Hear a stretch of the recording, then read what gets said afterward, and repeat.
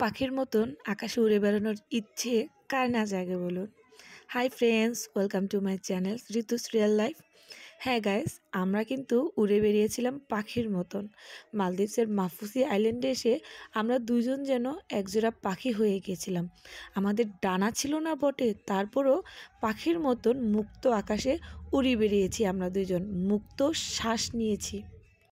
এত দিনে যেন আমরা দুজন পাখি হয়ে গেলাম। হ্যাঁ, আমরা আকাশে একজোড়া পাখির মতন উড়ে বেরিয়েছি। উপরের আকাশটা ছিল নীল আর নিচের এক রাশ নীলের সাগর।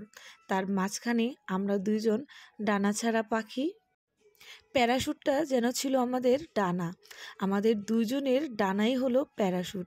আর এই প্যারাশুটের মধ্য দিয়ে যখন আমরা উপরের আকাশটা দেখছিলাম আর নিচের সাগরের নীল একগুচ্ছ সাগর, তখন কিন্তু আমাদের মহান সৃষ্টিকর্তাকে শুকরিয়া জানাতে একটুও কিন্তু ভুলি নাই।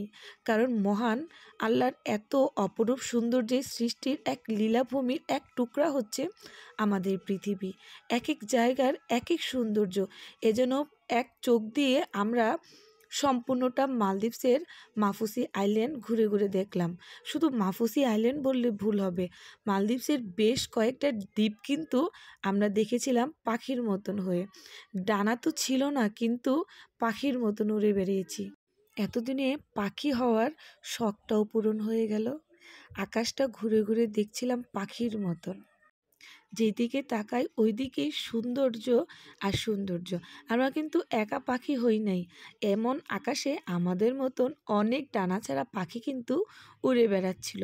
এজন্য অন্য আরেক সৌন্দর্য। উপরের আকাশটা নীল, নিচের সাগরটা নীল, নীলে নীলের এক সমাহার। আর আমরা ডানাছাড়া পাখি